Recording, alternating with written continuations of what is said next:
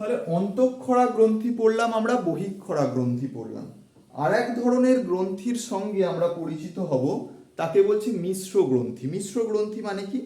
যে গ্রন্থির মধ্যে অন্তঃক্ষরা গ্রন্থিও আছে, বহিঃক্ষরা গ্রন্থিও আছে। তোমাদের বইয়ে দেখবে অগ্নাশয় নিয়ে আলোচনা করা হয়েছে। হ্যাঁ, মিশ্র গ্রন্থি কাকে বলে? তাহলে তাহলে আমরা এবার একটা বিশেষ গ্রন্থিকে নিয়ে আলোচনা করছি। এবার কি করব, আমরা ওভারঅল ব্যাপারটা জেনে নিলাম। এবার কি করব, একটা একটা গ্রন্থিকে নিয়ে আমরা আলোচনা করব। আমাদের পেটের মধ্যে পেটের মধ্যে এই জায়গাটা, ক্যামেরা দেখা যাচ্ছে কি জানি না, এই জায়গাটায় আমাদের একটা গ্রন্থি আছে যার নাম হচ্ছে অগ্নাশয়। তা এই অগ্নাশয়ের মধ্যে, পেন গেল রে, পেনটা খুলে রেখে দিয়েছি।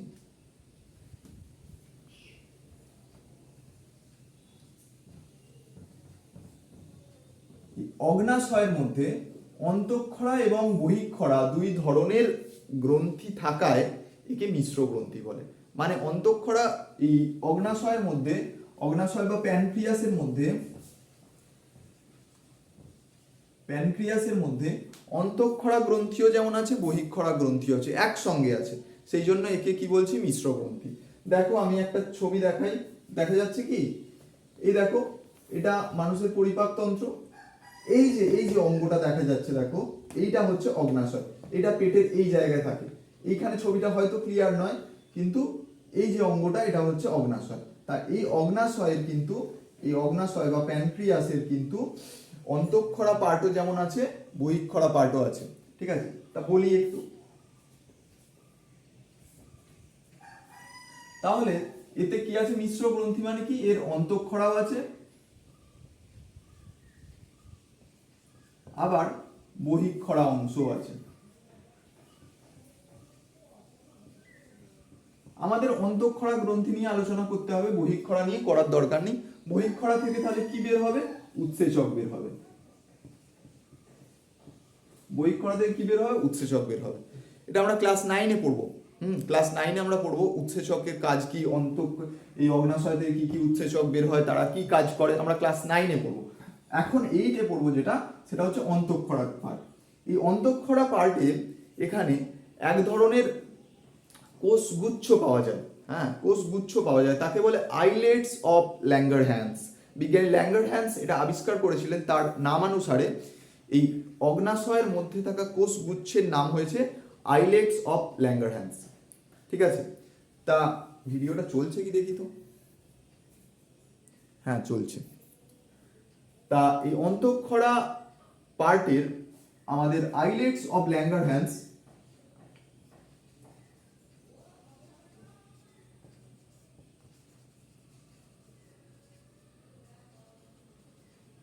এই কোষপুঞ্জ থেকে দেখি, আবার লিখি কি, পেনটা লিখছে রে।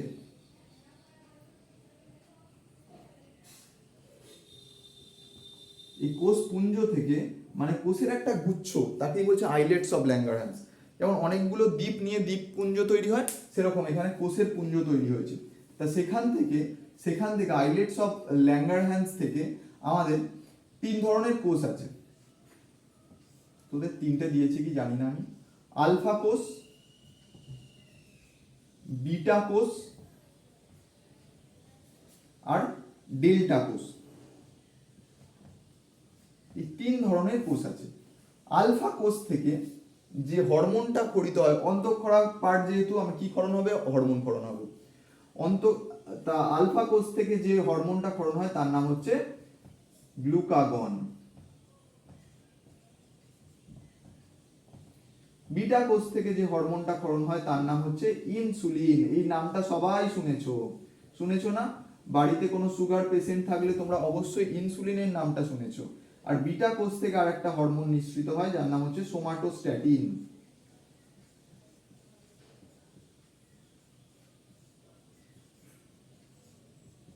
আমাদের সিলেবাসে সম্ভবত এই দুটো আছে, গ্লুকাগন আর ইনসুলিন। এইগুলো নিয়ে বলবো। দেখো, এইটুকু আগে লিখে নাও, তারপরে বোর্ডটা মুছবো।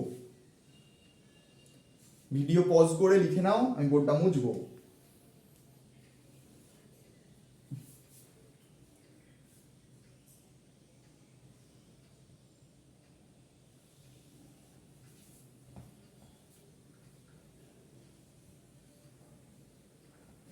তাহলে দু রকম কোষ বললাম, একটা হচ্ছে ইনসুলিন, একটা হরমোনের নাম হলো ইনসুলিন,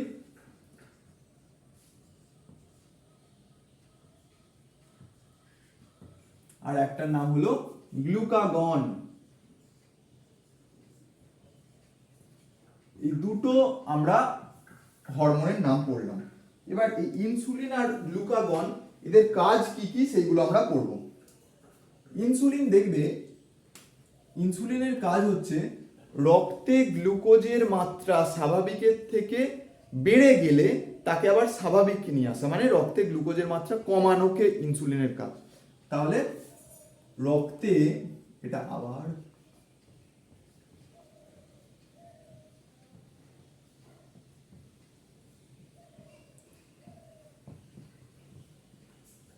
গ্লুকোজ মানে কি? গ্লুকোজ মানে শর্করা বা চিনি। গ্লুকোজ মানে আমি সহজে লিখে রাখছি চিনি, মিষ্টি, হ্যাঁ, বা শর্করা। আমরা ভাত খেলে তার মধ্যেও গ্লুকোজ পাই, আখের রস খেলে তার মধ্যেও গ্লুকোজ পাই, হ্যাঁ, ডাবর গ্লুকোজ ডি জলে গুলে খেলে তার মধ্যেও গ্লুকোজ পাই, চিনি খেলেও গ্লুকোজ পাই। শর্করা জাতীয় পদার্থের ছোট ইউনিটকে বলে গ্লুকোজ, যেটা রক্তে গলে যায়।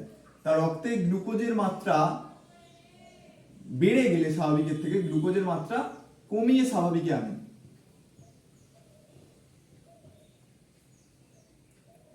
কমিয়ে স্বাভাবিক আনে, কারণ গ্লুকোজের মাত্রাটা স্বাভাবিক আনাই হচ্ছে দরকার, মানে রক্তে গ্লুকোজের মাত্রা একটা স্বাভাবিক রাখতে হবে। এবার ইনসুলিন কি করে, যখন বেড়ে যায় তখন একে কমায়, কমিয়ে স্বাভাবিকে আনে। আর গ্লুকাগন কি করে, বাড়িয়ে স্বাভাবিকে আনে, যখন কমে যাবে তখন বাড়িয়ে দেবে। এবার কিভাবে করবে সেটাই আমার হচ্ছে প্রশ্ন, কিভাবে করবে? যখন রক্তের মধ্যে গ্লুকোজ আছে, রক্তে ধরো গ্লুকোজ আছে, এই গ্লুকোজ থেকে ইনসুলিন কি করবে, গ্লাইকোজেন বলে আর একটা পদার্থ তৈরি করবে। গ্লাইকোজেন বলে আর একটা পদার্থ তৈরি করবে, যেটা কি একটু কমপ্লেক্স পদার্থ। যেমন ধরো তোমাকে চিনির দানা দেওয়া হয়েছে, চিনির দানা তুমি ঘরময় ছড়িয়ে দিলে, তাহলে কি হবে, সারা ঘরময় ছড়িয়ে থাকলো। এবার তুমি যদি ওটাকে জড়ো করে একটা ডিপের মধ্যে ভরে ফেলো, তাহলে কি ছোট জায়গার মধ্যে ওটা প্যাকড হয়ে গেল। সেরকমই রক্তে এই যে গ্লুকোজ ছড়িয়ে ছিটিয়ে আছে, সেটাকে গ্লাইকোজেন রূপে মানে বেঁধে একটা জায়গায় কোথায় নিয়ে যায়, যকৃৎ আর পেশিতে জমা করে, যকৃৎ ও পেশি কোষে জমা করে।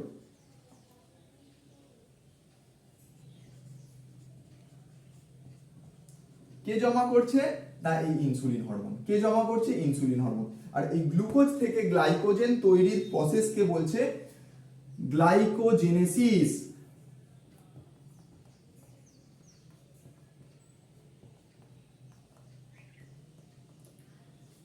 জেনেসিস মানেই হচ্ছে তৈরি হওয়া, তাহলে গ্লাইকোজেন তৈরি হচ্ছে সেই জন্য বলছে গ্লাইকোজেনেসিস। তৈরি হওয়াকে বলে জেনেসিস, আর ভেঙে যাওয়াকে বলে লাইসিস। বোঝা গেছে? গ্লাইকোজেন তৈরি হওয়াকে বলে জেনেসিস, গ্লাইকোজেনেসিস। গ্লাইকোজেন তৈরি হচ্ছে, গ্লাইকোজেনেসিস তাহলে কোথায় হবে, যকৃৎ আর পেশি কোষে। ওকে, বোঝা গেছে? তার মানে গ্লুকোজ থেকে গ্লাইকোজেন তৈরি হওয়া কে বলছে গ্লাইকোজেনেসিস। আর আরেকটা জিনিস বলি, কোনো সময় এটা তোমরা হয়তো কোনোদিন শোনোনি যে প্রোটিন বা ফ্যাট থেকে কিন্তু গ্লুকোজ তৈরি হতে পারে। এই প্রসেসকে বলে নিওগ্লুকোজেনেসিস। কি বলে, নিওগ্লুকোজেনেসিস। কেন নামটা এরকম হলো, দাঁড়াও লিখে নি আগে।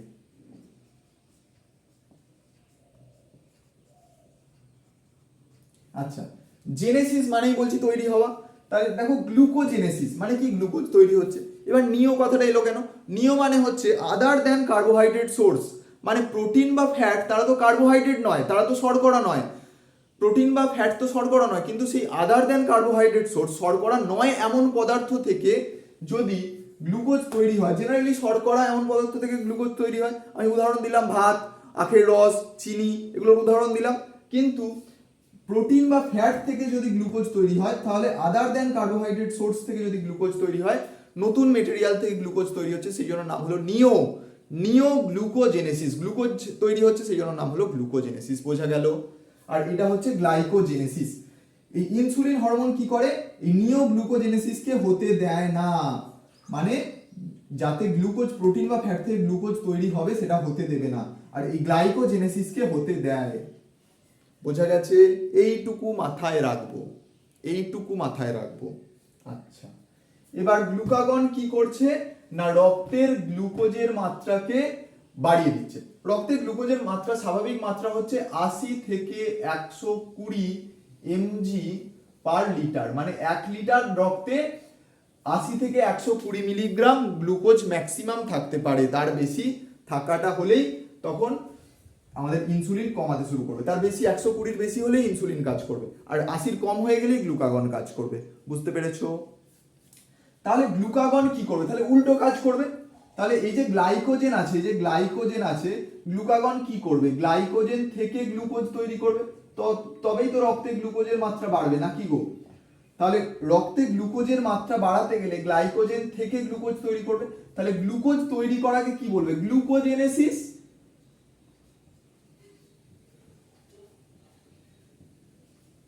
অথবা একে আরেকটা নামও বলতে পারি, এর আরেকটা নামও বলতে পারি। দেখো গ্লাইকোজেন এখানে ভেঙে যাচ্ছে, গ্লাইকোজেন ভেঙে তো গ্লুকোজ তৈরি হচ্ছে, সেই ভাঙার দিক থেকে আমি বলতে পারি যে একে বলতে পারি গ্লাইকোজেনোলাইসিস।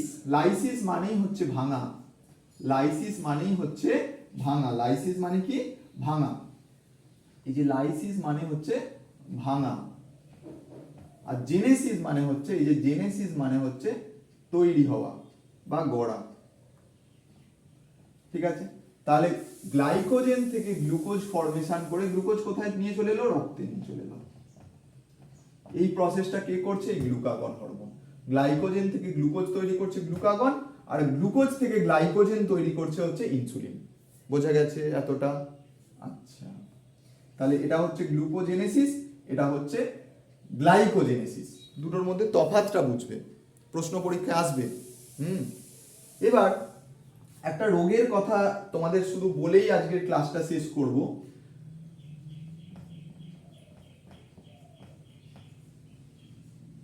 ডায়াবেটিস মেলিটাস, বা বাংলায় বলে মধুমেহ।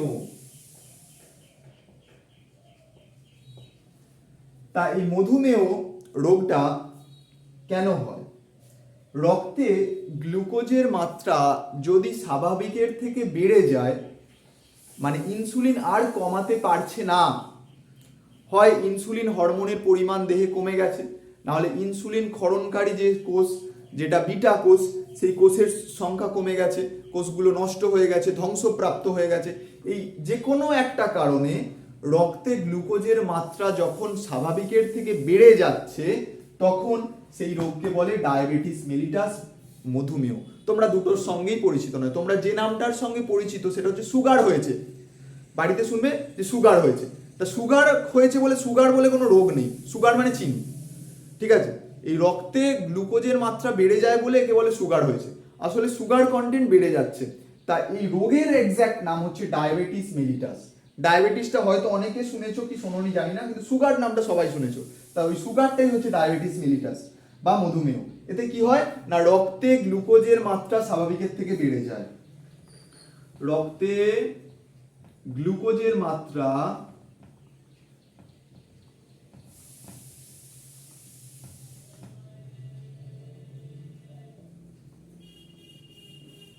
স্বাভাবিকের থেকে বেড়ে যায়। তোমরা আমার সঙ্গে সঙ্গে নোট করবে, তাহলে দেখো হয়ে যাবে। রক্তে গ্লুকোজের মাত্রা স্বাভাবিকের থেকে বেড়ে যায় এই ডায়াবেটিস মেলিটাস হলে। তাহলে এখানে কি হবে না ইনসুলিন হরমোন যদি চার্জ করা হয়, প্রথম দিকে কোনো ওষুধপত্র খাওয়া হয়, মেডিসিন খাওয়া হয়, তাতে যদি সেরে যায় ভালো। এটা সারে না, সাধারণত সারে না, ওষুধ চিরকাল খেয়ে যেতে হয় একবার সুগার হয়ে গেলে। এটা হচ্ছে কি বলতো, কন্ট্রোল করতে হবে তোমাকে, মানে যাতে চিনি বেশি আছে সেই ধরনের খাবার কম খেতে হবে। যেমন ধরো তোমরা কোল্ড ড্রিঙ্কস খাও, হ্যাঁ, কেক খাও, পেস্ট্রি খাও, এগুলোতে প্রচুর সুগার কন্টেন্ট আছে। তুমি আইডিয়া করতে পারবে না যে কত সুগার কন্টেন্ট এতে আছে। তুমি যদি বোতলটা উল্টে দেখো তাহলে বুঝতে পারবে কতটা এর মধ্যে সুগার কন্টেন্ট আছে, কিন্তু এমনি বোঝা যাবে না। তাই এই যে হাই সুগার, এই জিনিসগুলো কিন্তু অ্যাভয়েড করতে হবে তোমাদের। প্যাকেটজাত যে খাবারগুলো সেগুলো কিন্তু অ্যাভয়েড করলে এই রোগের প্রাদুর্ভাব থেকে কমে যাবে।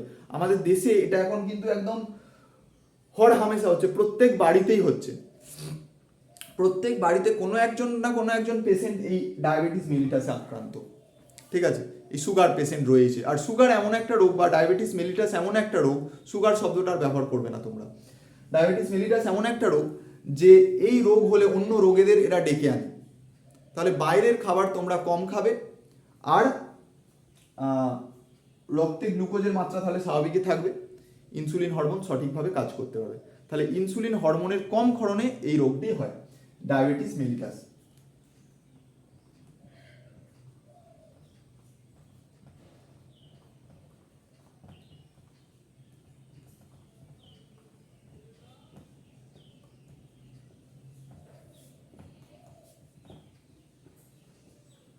কি রোগের নাম? ডায়াবেটিস মেলিটাস, মনে রাখবে এইটুকু। এবার প্রশ্ন বলে দিই, প্রশ্ন তোমরা লিখবে না ইনসুলিন গ্লুকাগনের মধ্যে তফাৎ। তারপরে আগে পড়িয়েছি যে ইনসুলিন ডায়াবেটিস মেলিটাস বলতে কি বোঝো, এই রোগ কেন হয়, রোগের কারণ কি, রোগের লক্ষণ কি, হ্যাঁ এইগুলো তোমরা কোশ্চেন করবে। তাছাড়া গ্লাইকোজেনেসিস কাকে বলে, গ্লুকোজেনেসিস কাকে বলে, গ্লাইকোজেনোলাইসিস কাকে বলে, নিওগ্লুকোজেনেসিস কাকে বলে, এই সমস্ত কোশ্চেন করবে। আমি কোশ্চেনগুলো, একটা টেলিগ্রাম গ্রুপ খোলা হয়েছে, সেই গ্রুপটায় তোমরা জয়েন হয়ে যেতে পারো, আমি লিঙ্কটা এই ভিডিওর নিচে দিয়ে রাখছি, ওখানে আমি কোশ্চেনগুলো দিয়ে দেবো। বরং এই ক্লাসে বললে তোমরা হয়তো শুনতেও পারছো না, লিখতেও পারছো না, ওখানে দিয়ে দেবো, সেটাই ভালো হবে, বুঝলে? তা ওই গ্রুপে জয়েন করে যেও। ওকে, চলো আজকের মতো টাটা।